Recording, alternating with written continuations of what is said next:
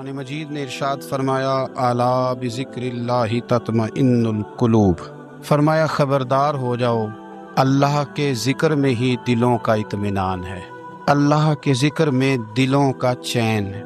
लोग बहुत सारा माल, बहुत सारी दौलत, बहुत सारी अकल और बहुत सारा शऊर होने के बावजूद बेसुकून हैं। जिस चीज़ ने ज़माने को तकलीफ़ में मुब्तला कर दिया है और जो चीज़ ढूंढने से नहीं मिलती वो इत्मीनान है, वो करार है।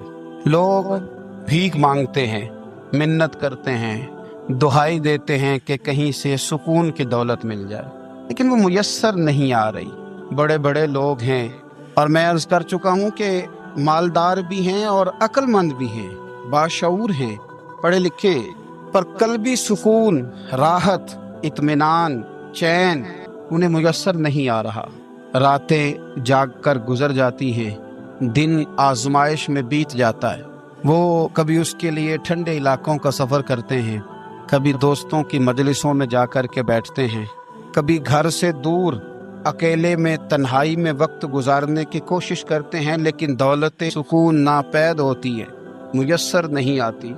अर्श का रब फरमाता है, क्यों तू भटकता फिरता है, क्यों दाएं बाएं जाता है, चुप करके मस्जिद आ जा और लोगों से बच के तन्हाई में मेरा जिक्र कर। अल्लाह मिलेगा क्या? फरमाया, आला बिज़िक्रिल्लाहि तत्मइन्नुल कुलूब, मैं तेरे बेचैन दिल को चैन अता कर दूंगा। वो तेरा तड़पता और फड़कता हुआ मिजाज, उसे मैं सुकून की दौलत दूंगा। ये तुझे कहीं और नहीं मिलेगा, ये मेरी याद में मिलेगा। ये चैन, करार, सुकून तुझे यहीं मुयस्सर आएगा। इत्मीनान कल्बी जिंदगी का हुस्न है भाई, दौलत सुकून असल है।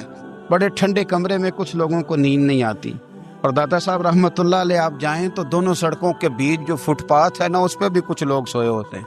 उधर से भी गाड़ियां गुजरती हैं, इधर से भी गाड़ियां गुजरती हैं, लेकिन बस नींद है ना, अल्लाह का फजल है, उसने दे दी है, आने वालों को आ गई है।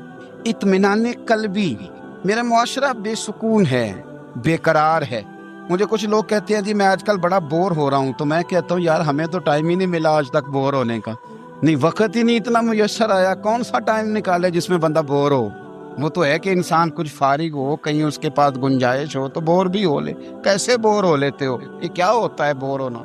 जिंदगी में इतना वक्त ही कहाँ है कि इंसान बोर होता फिरे और ये तसव्वुर बनाता फिरे कि मैं बड़ी आजमाइश में हूँ, तो मैं बड़े बोर हो रहा हूँ, तो मैं बड़ी तकलीफ में हूँ। तो वक्त बहुत ज्यादा है हमारे पास, लायानी कामों में जाया बड़ा होता है, तो हम बोर होते हैं, परेशान होते हैं। अल्लाह फरमाते हैं ये जो मेरी याद है ना, लेकिन उसका भी एक तरीका है याद का।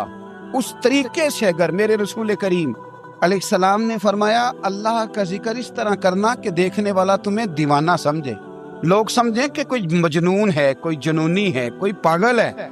यहाँ अल्लाह ताला माफ़ करे, आप जिक्र की मजलिस छेड़ें, आप नाज शरीफ की मजलिस छेड़ें तो बहुत सारे लोग प्रोफेसर बन जाते हैं, वो सारी नहीं हिलाते, उनकी ज़ुबान ही हरकत में नहीं आती। हालांकि रब करीम का जिक्र इस तरह करो कि देखने वाला तुम्हें दीवाना समझे, कहीं और खोने की ज़रूरत ही नहीं। मेरे हबीब गोया हमें फरमाते हैं, तो रब के जिक्र में इस तरह खो जा कि तुझे दुनिया का ख्याल ही ना रहे, तुझे फिर दुनिया की होश न रहे। लेकिन अगर नमाज में भी ख्याल गैर आए, जिक्र में भी तवज्जो कहीं और हो, जिंदगी में वो अजीब लम्हा था, वो मेरे साथ था और मैं तन्हा था। अगर माहौल ये हो कि आप कहीं जिस्म के साथ तो मौजूद हो, रूह मौजूद ना हो, तो फिर लज्जत जिक्र भी मुयस्सर नहीं आती, फिर कैफ नहीं हासिल होता। याद रखें कि इस तरह खो के रब की याद कहाँ से कैफ आएगा? उलझ ही पड़ा गए हैं। वो मस्ती, वो सुरूर, वो कैफ जो अल्लाह के जिक्र में होता था, जो कभी मुर्शद कामिल के सामने बैठकर लोग अल्लाहू अल्लाहू करते थे तो लगता ये था कि ये यहाँ है ही नहीं, ये तो कहीं और चले गए हैं, यहाँ मौजूद ही नहीं। लेकिन अब वो मौज नहीं, वो शौक नहीं, वो दर्द नहीं, वो ज़ेब नहीं। इकबाल तड़प के कहा करते थे, खिरत की गुत्थियां सुलझा चुका हूँ, यार अब मुझे साहिबे जुनू कर दे।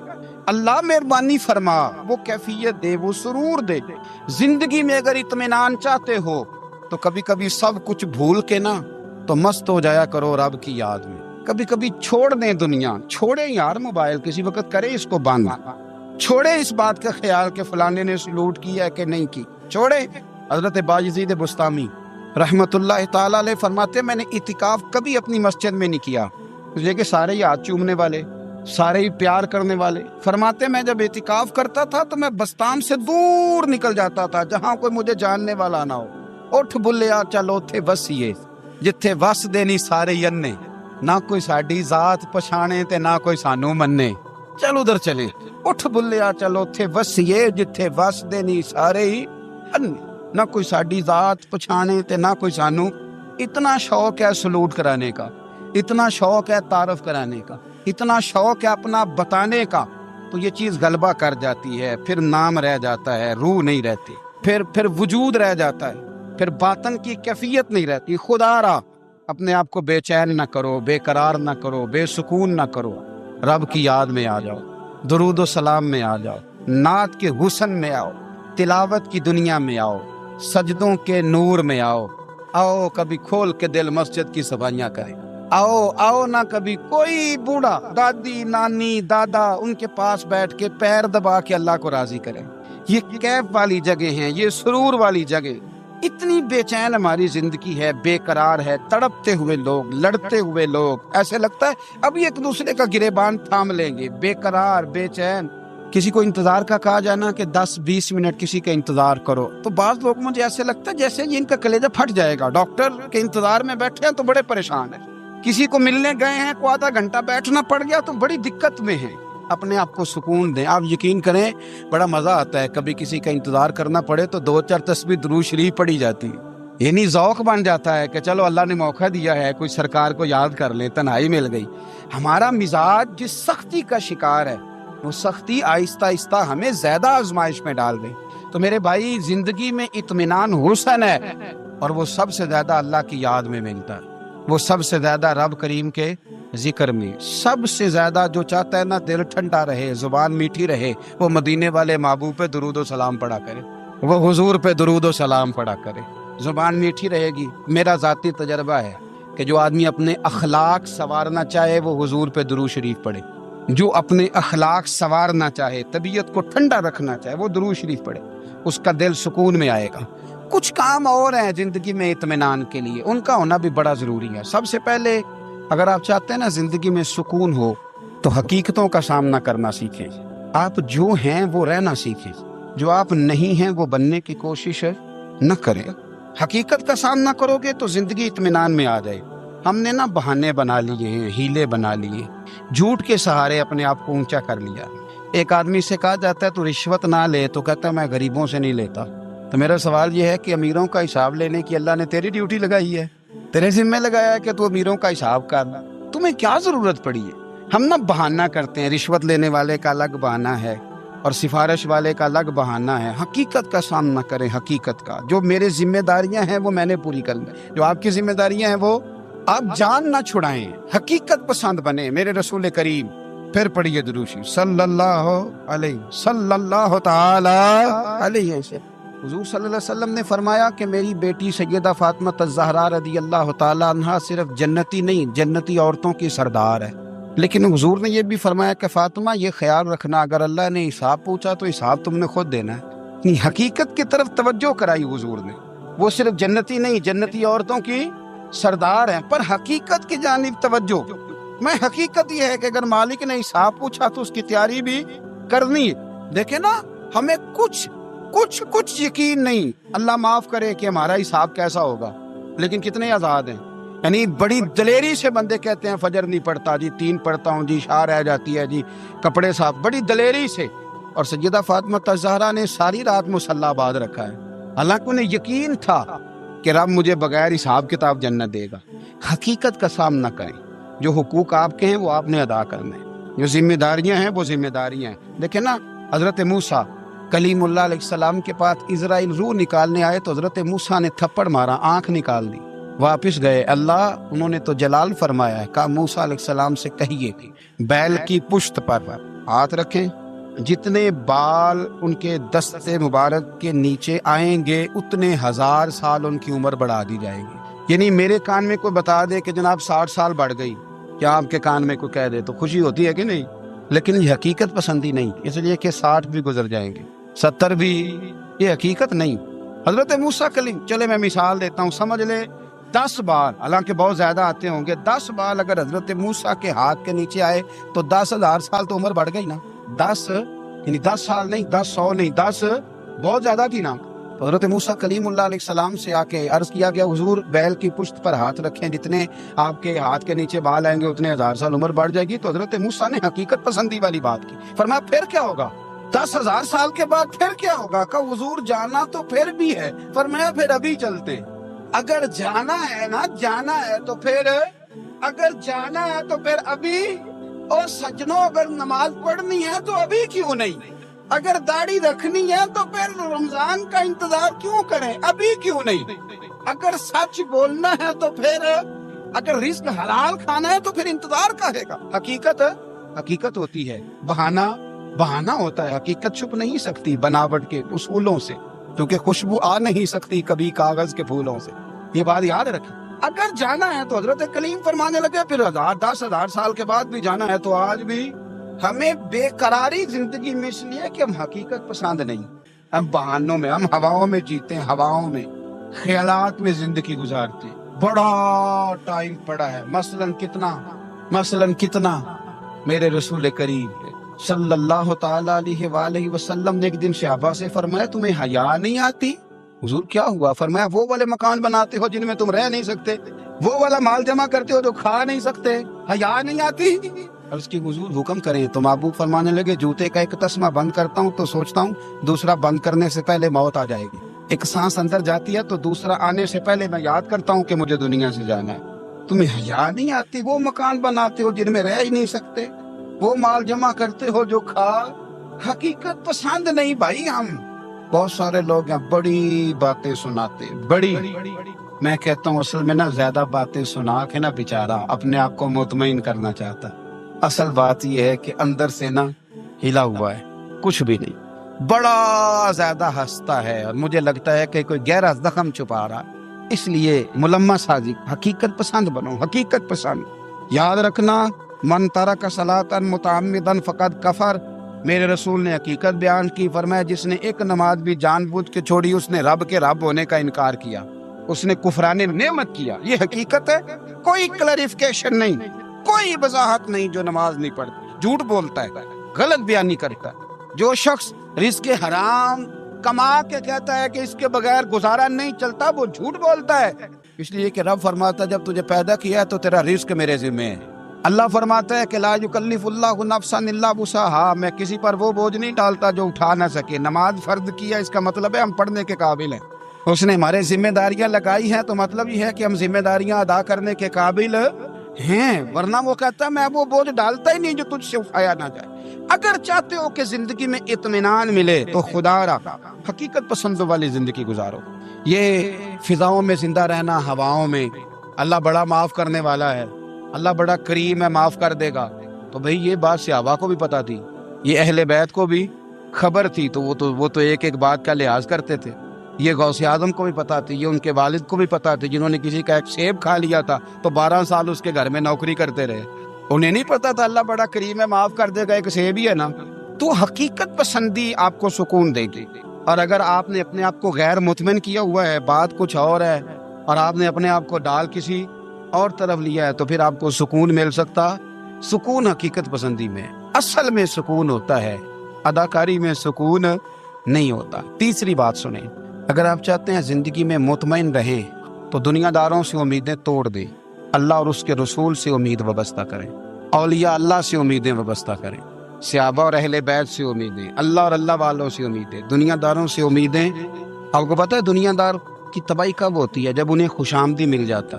چودھری کا بیڑا اس وقت غرق ہوتا ہے جب اسے چودھری کہنے والے زیادہ ہو جاتے ہیں. سیٹھ صاحب اور نواب صاحب بیچارے تباہ تب ہوتے ہیں بھولے پن میں، جب ان کے دائیں بائیں ریلا ہوتا ہے سیٹھ صاحب کہنے کا. لوگ انہیں کھانا چاہتے ہیں، پیار ان کا نہیں ہوتا، ان کی جیب کا ہوتا ہے.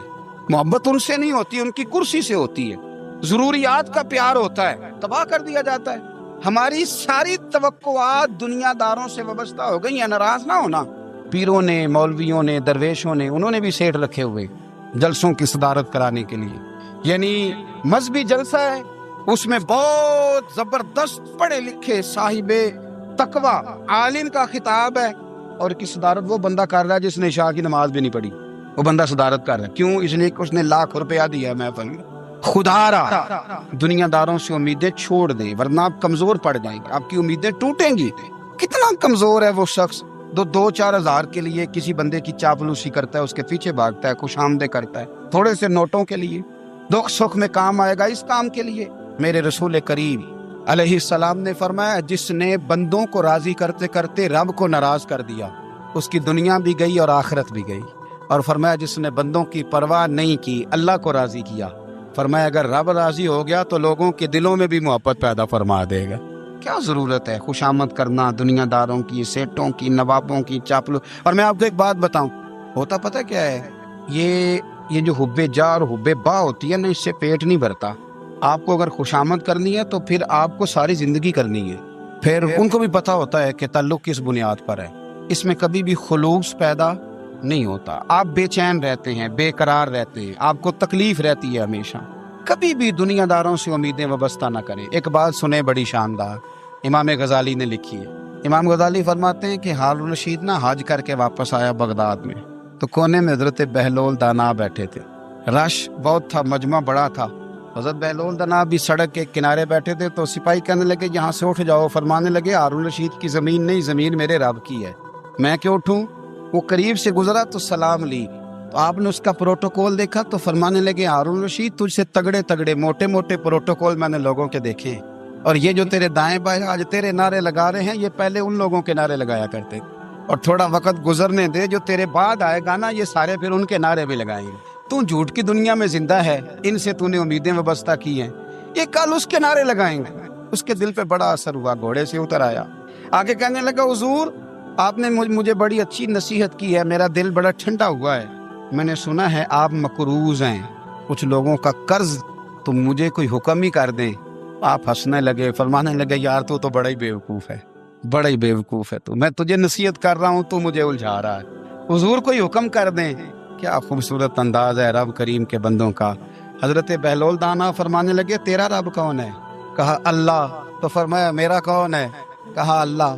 فرمانے لگے یہ تو نہیں نہ ہو سکتا کہ اللہ ہارون رشید کو دیتا رہے اور بہلول دانا کو بھول ہی جائے، یہ تو نہیں نہ ہو سکتا کہ ہارون رشید کو دیتا رہے اور بہلول دانا کو بھول جائے۔ فرمایا اس کا دل، اس کا ارادہ ہوا، ارادہ قدرت ہوا کہ بہلول مقروض رہنا چاہیے، تو اگر رب مجھے رکھنا چاہتا ہے، دکھ قبول محمد بخشا، راضی رہن پیارے، اگر وہ چاہتا ہے میں مقروض رہوں تو میں بھی چاہتا ہوں کہ میں مقروض ہی رہوں، یہ تو نہیں نہ ہو سکتا کہ تجھے دے اور مجھے نہ دے۔ فرمایا میری تجھ سے کوئی امید نہیں، مجھے جب بھی دے گا میرا رب بھی دے گا، اور وہ دے گا تو پھر انشاءاللہ خزانے کھول کے دے گا۔ دنیا داروں سے امیدیں وابستہ کرنا، لوگوں کے پیچھے، یہ چھوڑ دیں، آپ بے چین رہیں گے، بے قرار رہیں گے۔ اللہ والوں سے ضرور امیدیں وابستہ کریں، اس لیے کہ ان کے پاس جو کچھ ہوتا ہے وہ دراصل رب کا ہی ہوتا ہے، لیکن سیٹھوں سے، نوابوں سے، سیاستدانوں سے باز آ جائیں، ہماری بڑی امیدیں وابستہ ہیں۔ میں اکثر کہتا ہوں جتنے پھیرے نوکری کے لیے دنیا دار کے دروازے پہ لگائے ہیں نا، اس سے کم دفعہ مسجد میں نفل پڑے ہوتے تو رب اتنی بڑی مہربانی فرما دیتا۔ تیسری بات یہ یاد رکھیں، اگر سکون لینا چاہتے ہیں نا، اگر سکون لینا چاہتے ہو نا، تو لوگوں کو ڈسکس کرنا بند کر دو۔ کس کو اللہ نے کتنے پیسے دیے ہیں وہ جانے اور اللہ جانے، کس کو اللہ نے کتنی گاڑیاں دی ہیں وہ جانے، اور لوگوں کو ڈسکس کرنا۔ جی یعنی میں ایک جگہ بیٹھا تھا تو ایک صاحب گاڑی والا گزرا، گاڑی میں بیٹھ کے، اس کا پڑوسی تھا، کہندا ہے منہ ہے کار والا، میں کہ وہ تے ہے تاں ہی بیٹھا ہے، تے ہن میں کہ او سمجھانا سی نا انہوں، میں کہ توں تے میں حساب لائیے بھی ساڈے کول کوئی نہیں، وہ تے ہے، دیکھیں نا اللہ نے اسے دی ہے نا، تو اللہ نے چاہا نا وہ کار میں بیٹھے، تو اس نے پھٹے پہ بیٹھ کے یہ تبصرہ کیا کہ منہ ہے کار والا، میں کہ ابھی وہ تے ہے تاں کار ہے۔ اب مجھے تجھے اندازہ لگانا چاہیے کہ ہم کیا یہ بحث ہے، یعنی اللہ کو چاہیے تھا معاذ اللہ کے پہلے تم سے پوچھتا کہ اسے کار دینی ہے کہ نہیں، کیا مطلب فضول بحث ہے۔ وہ چیز ہمیں اتنا تنگ کرتی ہے، اتنی تکلیف دیتی ہے کہ آپ یقین کریں سارا دن اسی کو ڈسکس کرتے ہیں، سارا دن اس کے پاس گاڑی ہے، اس کے پاس کار ہے، فلانے کا پیسہ 1 نمبر ہے، فلانے کا 2 نمبر ہے، فلانے کا 6 نمبر ہے۔ اصل بات کے اندر حسد ہے، اس کو نکالو۔ ایک بات کہنے لگا ہوں، اسے یاد رکھنا، میرے اعلیٰ حضرت رحمۃ اللہ علیہ فرمایا کرتے، حسد کرنے والا بندوں پر اعتراض نہیں کرتا، اللہ پر اعتراض کرتا۔ وہ کہتا ہے اللہ اسے کیوں دیا ہے، اتنا کیوں دیا ہے، معاذ اللہ وہ اللہ کی تقسیم پر اعتراض کرتا۔ حسد کرتے ہو بے چین رہو گے، حسد آپ کے دل کو تڑپا کے رکھ دے گا، چھوڑے اللہ بڑا کریم ہے، جس کو جہاں چاہتا ہے وہاں بٹھا دیتا ہے۔ آپ قطعاً اس بحث میں نہ پڑے کہ اللہ نے کس کو کتنا دیا ہے، کب دیا ہے، کیوں دیا ہے، وہ بڑا بے نیاز ہے۔ حسد آپ کو تباہ کرے۔ دنیا میں پہلا گناہ جو ہوا تھا وہ حسد تھا۔ ابلیس نے حضرت آدم سے حسد کیا، کہنے لگا میں بہتر ہوں، سرداری اس کو مل رہی ہے، یہ تو اللہ کو پتہ ہے نا کس کو دینی ہے۔ اور دنیا میں پہلا قتل حسد کی وجہ سے ہوا۔ حابیل قابیل کے درمیان حسد کا معاملہ تھا، خاتون کا نکاح اس سے کیوں ہو رہا ہے، مجھ سے ہونا چاہیے۔ حسد تباہی کرتا۔ آپ یقین کریں، یعنی دکاندار کے سامنے دوسری دکان پر جو پریشان ہو جاتا ہے، وہ کہتا ہے میرا کیا بنے گا، لا حول ولا قوت الا باللہ العلی العظیم۔ یعنی تیرا کیا خیال ہے کہ تیرے حصے کی روٹی وہ کھا جائے گا؟ اتنا چھوٹا دل، یعنی تیرا موقف یہ ہے کہ تیرے حصے کا نصیب اس تک چلا جائے گا، یہ تیری خواہش ہے۔ ایک دوسرے کی کمزوریاں بیان کرنا، اس کا تو مال ہی ناقص ہے جی، اس کے تو پاس ہی کچھ نہیں، یہ تو کمزور لوگوں کا طریقہ ہے۔ میرے رسول کریم علیہ السلام گزر رہے تھے، پت جھڑ کا موسم تھا، خزاں کا موسم تھا، درختوں کے پتے جھڑ رہے تھے، صحابہ کو ساتھ لے کے حضور گزرے اور ایک درخت کی ٹہنی کو پکڑ کے حضور نے ہلایا۔ صحابہ فرماتے ہیں کہ چھم چھم اس کے پتے گرے، زمین پر ڈھیر لگ گیا۔ حضور نے فرمایا دیکھا تم نے کیا ہوا؟ حضور ہاں۔ فرمایا کتنی تیزی سے پتے جھڑے ہیں، صرف تنا رہ گیا ہے اور خالی ٹہنیاں رہ گئی ہیں، کوئی حسن بچا ہے؟ حضور نہیں۔ تو نبی کریم فرمانے لگے جو حسد کرتا ہے نا، اس کی نیکیاں بھی اسی طرح جھڑ جاتی ہیں، اسی طرح۔ اور ایک جگہ حضور فرمانے لگے جس طرح راکھ لکڑی کو آگ کھا جاتی ہے، جس طرح لکڑی کو آگ، جب آگ کھا جائے تو پھر لکڑی کو لکڑی نہیں کہا جاتا، راکھ کہا جاتا ہے، کوئلہ کہا جاتا ہے، اس کی اصل باقی یعنی اسے کھائی جاتی ہے۔ تو حضور علیہ السلام فرمانے لگے جس طرح آگ لکڑی کو کھا جاتی ہے، فرمایا اسی طرح حسد نیکیوں کو کھا جاتا ہے، نیکیاں رہتی نہیں۔